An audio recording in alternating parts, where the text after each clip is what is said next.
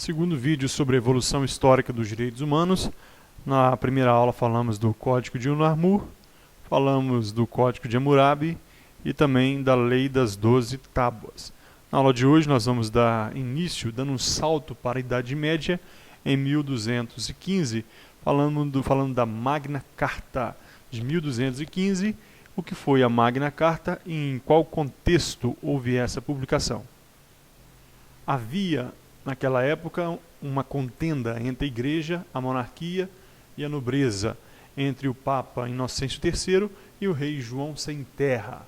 E a nobreza estava insatisfeita. Então, por causa de uma extraordinária sequência de fracassos da parte do rei João Sem Terra, que subira ao trono inglês no início do século XIII, levou os barões ingleses a se revoltar e a impor limites ao poder real.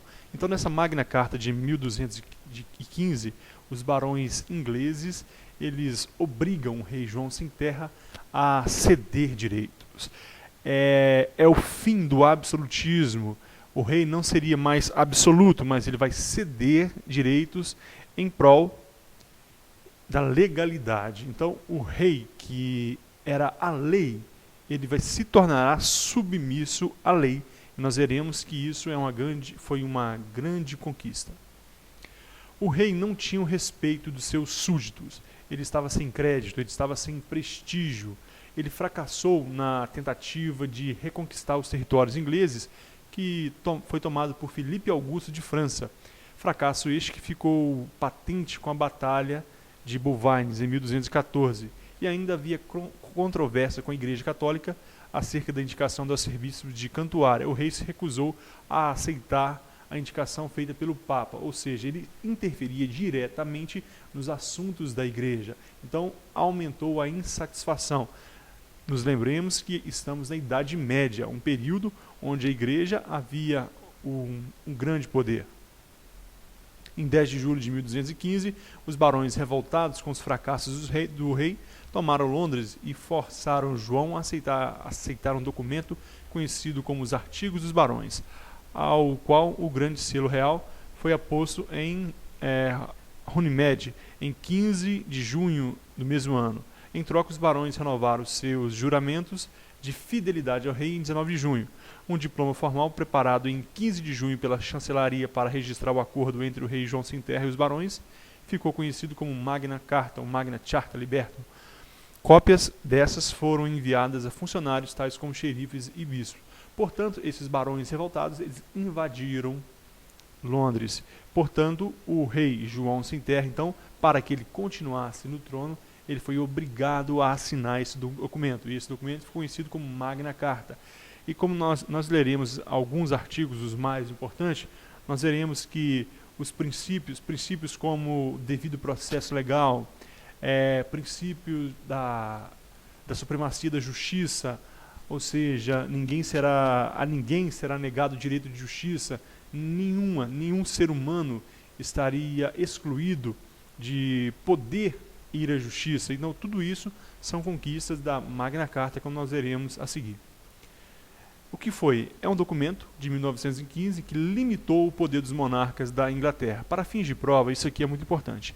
Limitou o poder dos monarcas. Os monarcas, lembra que eles eram absolutistas, detentores do poder, mandavam e desmandavam. A partir daí, eles seriam subordinados à lei, especialmente a do rei João, que assinou, impedindo assim o exercício do poder absoluto. Isso aqui, guarde isso. Magna Carta, o fim do poder absoluto do rei. Resultou de desentendimentos, como nós já vimos, entre João, o rei João Sem Terra, o Papa Inocêncio III e os barões ingleses acerca das prerrogativas do soberano. Segundo os termos da Magna Carta, João deveria renunciar a certos direitos e respeitar determinados procedimentos legais, bem como reconhecer que a vontade do rei estaria sujeita à lei. Preste atenção nessa parte, eu estou sendo redundante, já estou repetindo pela terceira vez isso. O rei era praticamente a lei. O que ele dizia, o que ele decretava, se obedecia. A partir da Magna Carta, o rei estava subordinado à lei. Ele deveria obedecer à lei e não mais seria ele a lei. Artigos importantes da Magna Carta. O artigo 1º. A Igreja de Inglaterra será livre e serão invioláveis todos os seus direitos e liberdades.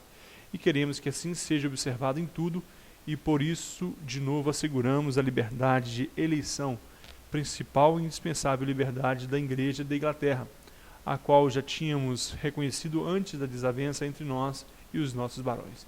Então, o primeiro artigo, primeira cláusula aqui da Magna Carta, o princípio da liberdade religiosa. A Igreja da Inglaterra será livre e serão invioláveis. A inviolabilidade de todos os direitos aqui religiosos da Igreja da Inglaterra. Guarde isso para sua prova. E queremos que assim seja observado em tudo. Por isso, de novo, asseguramos a liberdade de eleição.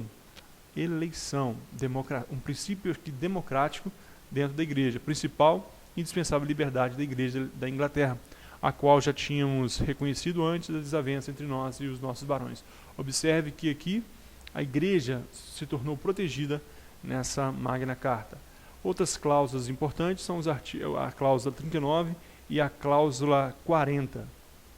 O 39 veio proteger a liberdade do indivíduo. Ninguém será preso ou perderá direitos, a não ser pelo julgamento feito pelos seus iguais, de acordo com a lei da terra. Quando fala lei da terra, está falando da localidade, uma determinada região que possui determinada lei. Se o indivíduo violou aquela norma daquela região, ele seria julgado de acordo com a lei daquela localidade, a lei da terra. Portanto, ninguém será preso ou perderá direitos, a não ser pelo julgamento feito pelos seus iguais, de acordo com a lei. E olha o 40. A ninguém será negado o direito ou justiça. Ninguém. Observe aqui que em 1215 haviam escravos. E, mesmo em sua condição de escravo, ele teria o direito de justiça.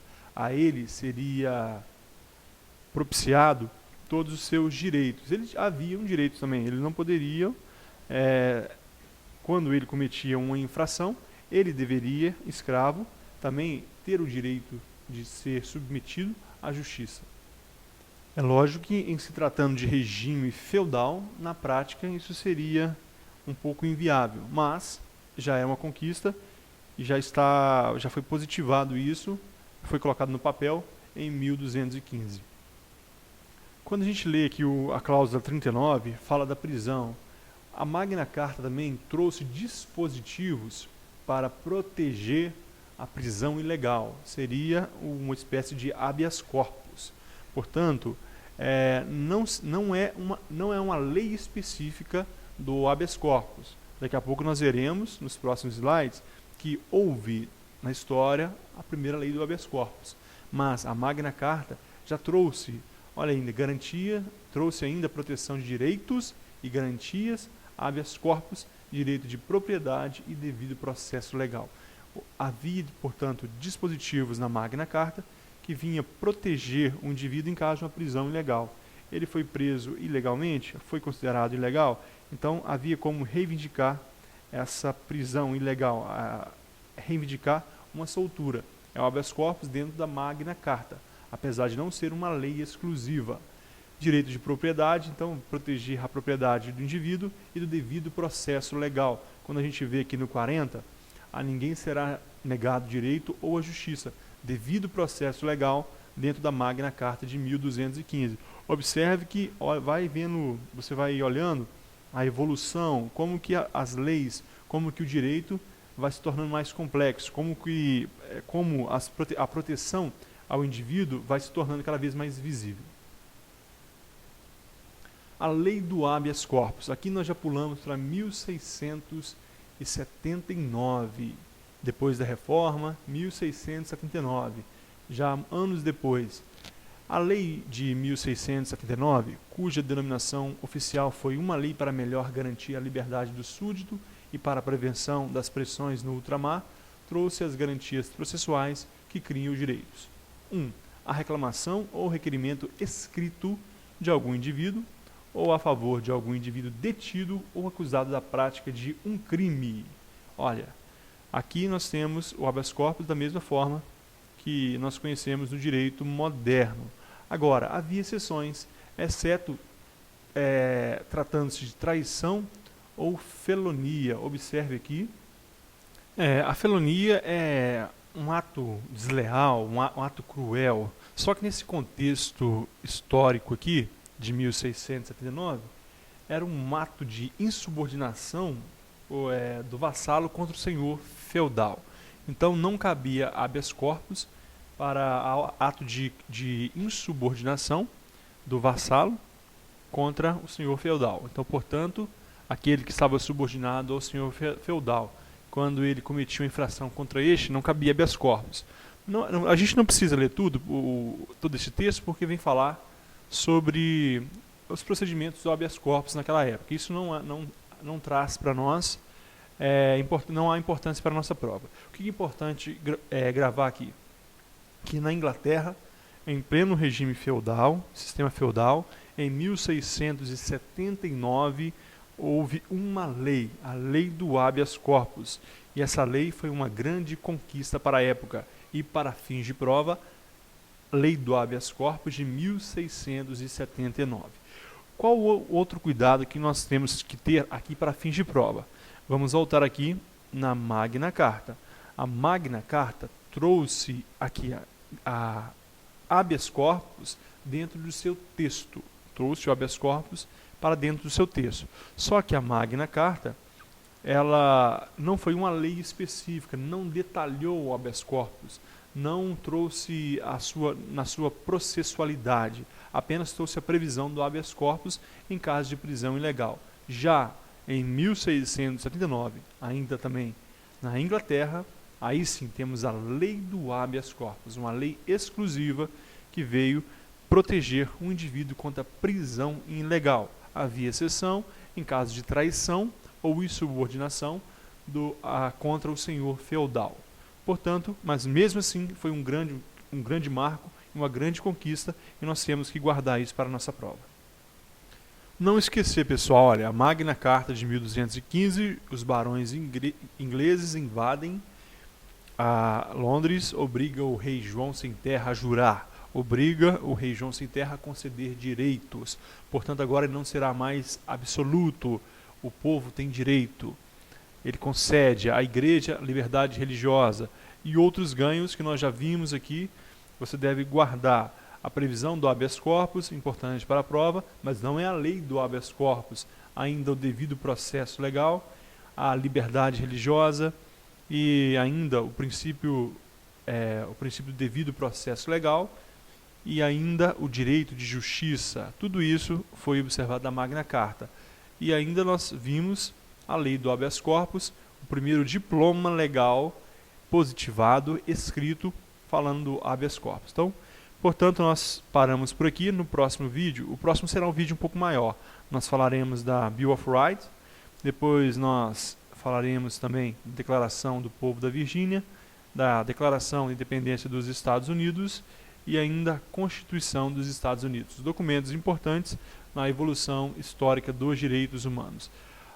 Posteriormente, Revolução Francesa e outros marcos. Muito obrigado e até o próximo vídeo.